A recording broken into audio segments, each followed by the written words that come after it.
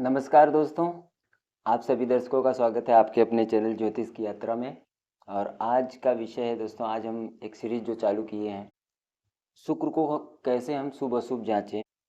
शुक्र किस चीज़ का कारक है। जब हमारी कुंडली में, आपकी कुंडली में जब आप देखेंगे कि शुक्र अगर अच्छा है तो आपको क्या क्या देता है, तो इससे सुख, ऐश्वर्य, धन, स्त्री का सुख, गृहस्थ जीवन का सुख, गाड़ी घोड़े का सुख और संचित धन, जो बैंक बैलेंस बोलते हैं, ये शुक्र से देखा जाता है दोस्तों।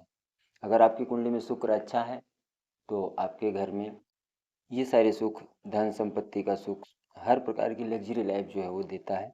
जैसे कि फिल्म इंडस्ट्री जो है, हमारी फिल्म इंडस्ट्रीज है, उसमें देखिए शुक्र प्रधान लोग रहते हैं, तो उनकी लाइफ देखिए कैसी होती है। अगर शुक्र खराब हो जाता है दोस्तों किसी कुंडली में, तो ये सारे सुख उसको नहीं मिलते हैं। तो उसको कैसे ठीक किया जाए, इसके बारे में बात करेंगे, इसके बारे में बताएंगे।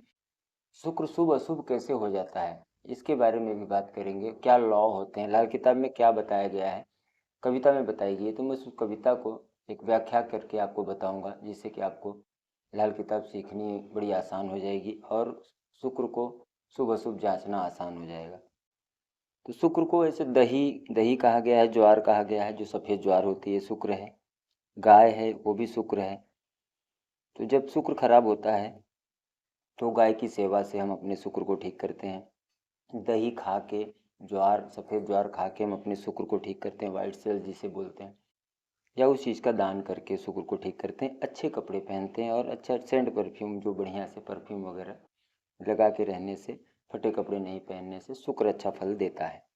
दही के सेवन से, ज्वार के सेवन से, सफ़ेद ज्वार जो भाकरी वगैरह बनाते हैं, रोटियां बनाते हैं, उसको खाने से हमारा शुक्र, वाइट सेल्स अच्छा हो जाता है। कविता में पंडित जी ने बहुत अच्छी बात बताई है, जैसा कि मैं हर वीडियो में आप लोग को बताता हूँ, और आप लोग के पास लाल किताब होगी तो आप सीख भी रहे होंगे। ऐस पसंदी इश्क खुदाई, अकेला बुरा नहीं होता हो। अकेला शुक्र कुंडली में कहीं भी बैठा हो वो बुरा फल नहीं देता। पाप नस्ल का खून गृहस्थी, मिट्टी माया का पुतला हो। मर्द टेवे में औरत बनता, औरत टेवे में खुद मर्द हो। उठती जवानी इश्क में अंधा, बूढ़े नसीहतें करता हो। और रवि दृष्टि शनि पे करता, बुरा शुक्र का होता। जैसे कि पंडित जी बताते हैं कि सूर्य की दृष्टि अगर शनि पे आए, जैसे शनि यहाँ बैठा हो, सूर्य यहाँ बैठा हो, शनि यहाँ बैठा हो, तो ये तो यहाँ बैठा हो और सूर्य की दृष्टि यहाँ आए। शनि यहाँ बैठा हो, सूर्य यहाँ बैठा हो, तो इसकी दृष्टि शनि पे आएगी। जैसे कि पांचवें की दृष्टि यहाँ आ जाती है, तीसरे की दृष्टि यहाँ, 10वें में शनि बैठा हो और यहाँ पे सूर्य बैठा हो, तो ये जो सूर्य की दृष्टि शनि पे जाएगी। अगर ऐसा कहीं से भी दृष्टि जा रही है तो शुक्र खराब हो जाता है दोस्तों। तो कविता में बताया कि रवि दृष्टि शनि पे करता, बुरा शुक्र का होता हो। शनि रवि से पहले बैठा, नरग्रह स्त्री उमदा हो। अगर पहले शनि बैठा, जैसे कि यहाँ 7 से 12 घरों में कहीं सूर्य बैठा हो और 1 से 6 घर में पहले शनि बैठा हो, 7 से 12 घर में यहाँ कहीं सूर्य लिखा हो आपकी कुंडली में, तो बड़ा अच्छा हो जाता है। अब शनि की दृष्टि सूर्य पे जाएगी। अगर मान लो यहाँ सूर्य बैठा हो, यहाँ सूर्य बैठा हो, शनि यहाँ बैठा हो, या शनि यहाँ बैठा हो, सूर्य यहाँ बैठा हो, तो ऐसे जो दृष्टि जाती है, तो शनि की दृष्टि जब सूर्य पे जाती है दोस्तों, लाल किताब की दृष्टियाँ और वैदिक दृष्टियाँ 7 से 12 घरों से आप देख सकते हैं। 7 से 12 घरों से आप कहीं भी कोई भी ग्रह बैठा है तो उसकी दृष्टि आप समझ सकते हैं। 1 से 6 घर में शनि हो, 7 से 12 घर में सूर्य हो, तो शनि की दृष्टि सूर्य पे जाएगी। अगर जा रही है लाल किताब के अलावा, सब शुक्र अच्छा फल देता है। नजर शुक्र में जब शनि आता, नजर शुक्र में जब शनि आता, मतलब शुक्र की दृष्टि जब शनि पे पड़ती है, मान लो शुक्र यहाँ बैठा है, शनि यहाँ बैठा है, या शुक्र यहाँ बैठा है, शनि यहाँ बैठा है, शुक्र यहाँ बैठा है, शनि यहाँ बैठा है, तो ये जो कुछ योग बनते हैं, तो शुक्र की नज़र में, शुक्र की दृष्टि में जब शनि आता है, माया दिगर खा जाता है। अगर ये योग होता है तो उनका बहुत बुरा हाल होता है, बहुत गृहस्थी वगैरह सब खराब होती है। अब देखिए अपनी कुंडली में लॉ को समझिए दोस्तों बहुत ध्यान से। दृष्टि शुक्र पे जब शनि करता, शुक्र पे अगर शनि की दृष्टि जाती है तो सब ग्रह मदद करते हैं। तो वही उल्टा समझ लीजिए कि अगर शनि की दृष्टि शुक्र पे जा रही है तो बहुत अच्छा हो जाता है। और जब शुक्र बैठा बुध से पहले असर राहु का मंदा हो, अब शुक्र 1 से 6 घर में बैठा हो, या शुक्र 1 2 3 में कहीं बैठा हो और बुध 5 6 7 कहीं आगे बैठा हो, शुक्र पीछे हो, यहाँ बैठा हो, और आगे के घरों में 4 5 6 में बुध बैठा हो, तो अब राहु खराब हो जाता है। तो राहु कैसे, राहु को खराब करने के लॉ आप समझिए, राहु अशुभ कैसे हो जाता है, इस प्रकार से समझिए। 1 से पहले शुक्र, बाद में बुध यहाँ कहीं लिखा हो, या 1 से 6 घर में शुक्र बैठा हो और 7 से 12 घर में बुध बैठा हो तो भी राहु खराब हो जाता है। और अगर बुध पहले बैठे, पहले 1 2 3 में यहाँ कहीं बुध बैठे हो, यहाँ कहीं बुध बैठा हो, उसके आगे के घरों में अगर शुक्र बैठा है तो यहाँ केतु बहुत अच्छा हो जाता है। केतु भला खुद होता हो तो केतु अच्छा हो जाता है। तो जब राहु खराब हो जाता है दोस्तों तो बिजली के काम वगैरह ना करें, ससुराल से अच्छे संबंध रखें। ससुराल से संबंधित परेशानियां देता है उनको, कोर्ट कचहरी हो जाना। वो जो लोग खड़े हैं ना कोर्ट में, उनकी कुंडली में ये योग होता है, तो बरोबर वो कोर्ट कचहरी करवाता है वैसे ही राहु। तो राहु जब खराब हो रहा है, अगर इस ये लॉ है आपकी कुंडली में, तो आप संभाल करिए, अच्छे से संबंध रखिए अपने ससुराल वालों से। कोई इलेक्ट्रॉनिक सामान, इलेक्ट्रॉनिक सामान का काम वगैरह ना करें, घर में राहु संबंधी चीज़ें ना रखें। जैसा कि मैं सारी वीडियो बनाया वो सब वीडियो आप जाके पीछे देखिए दोस्तों, तो जीवन आपका सुखमय होगा। नीले काले कपड़े ना पहने अगर राहु खराब है तो, खास करके नीला, आसमानी कलर, स्काई ब्लू वगैरह, डार्क ब्लू कोई भी नहीं पहनना।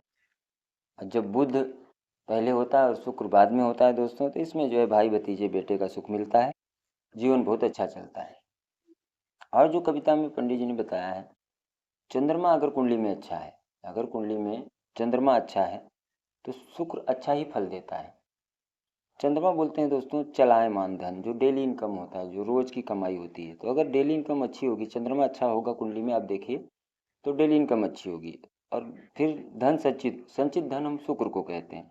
तो शुक्र जो है फिर संचित धन हमारा होता है। अगर डेली इनकम होगी तो संचित धन भी आएगा, अगर वो इनकम कहीं गलत जगह खर्च ना हो रहा हो तो।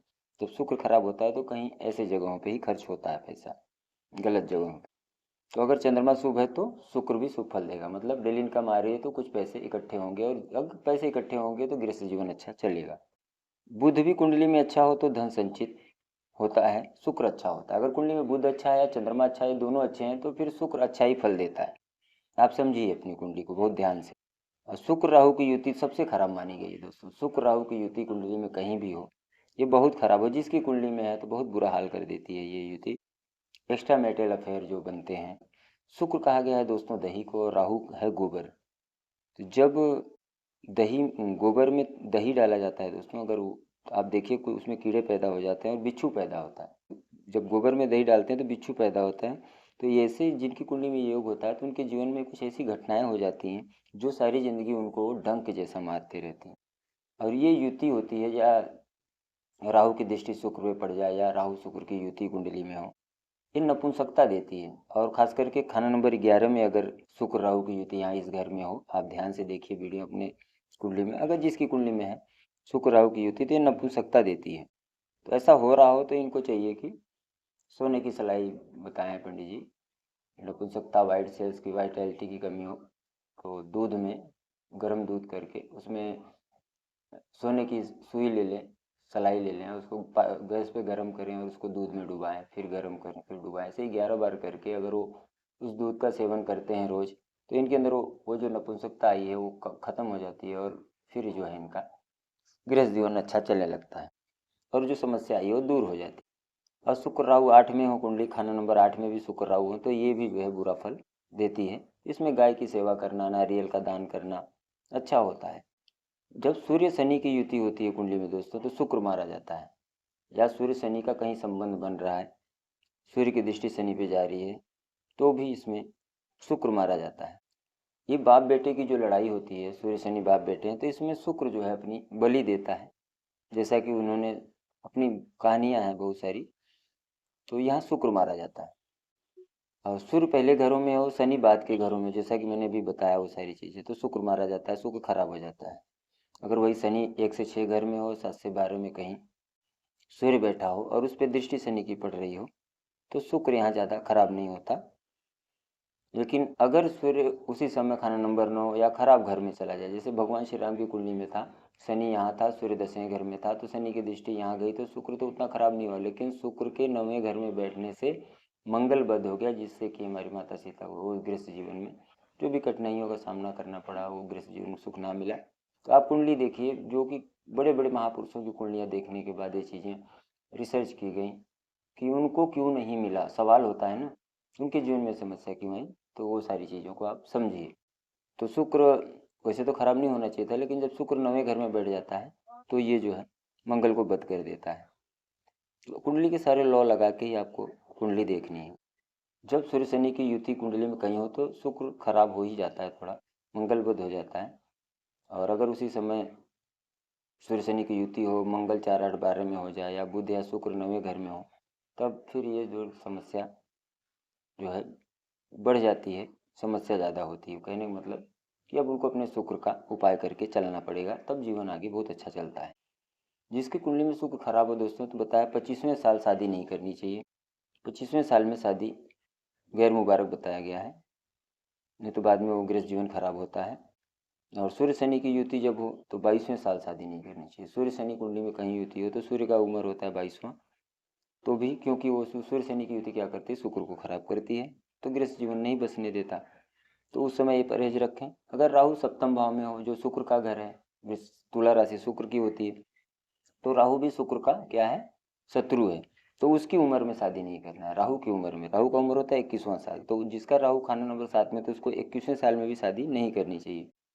और इनको चाहिए कि ये हमेशा निष्पक्ष रहें। जैसे कि शुक्र का क्या होता है, तराजू, सिंबल तराजू है तुला राशि का, तो इनको जो है निष्पक्ष होना चाहिए, ज़्यादा गुस्से में गर्मी में नहीं रहना चाहिए, मतलब एक निष्पक्ष रहें।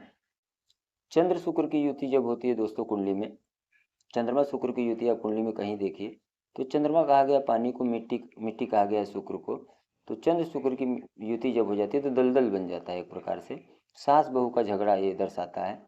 शादी के बाद सास बीमार हो तो बहू ठीक हो जाएगी, बहू बीमार हो तो सास ठीक हो जाएगी, या उनके बीच में झगड़ा रहना, विरोध रहना, सास बहू के झगड़े होते रहते हैं, तो सास बहू में विरोध होता है, तो ये चंद्र शुक्र की युति ये काम करती है, यही गृहस्थ जीवन को खराब करती है, मतलब जीवन को दलदल नुमा कर देती है।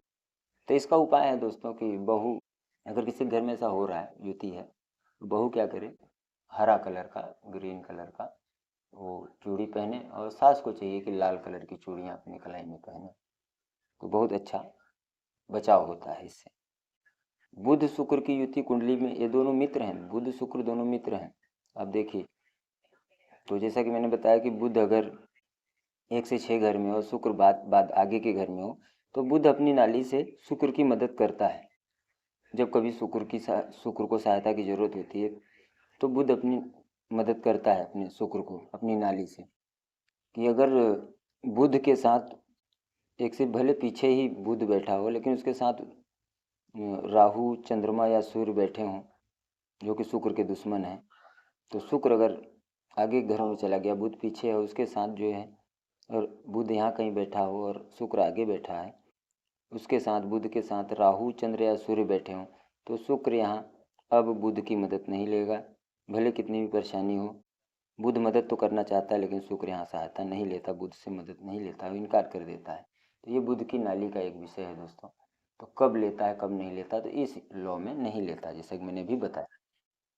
ये कुछ व्याख्या मैंने अभी बताई है, आगे आने वाले वीडियो में ये मैं और सारी चीज़ें बताऊंगा। आज शुक्र खाना नंबर 12, वीडियो लंबी हो गई।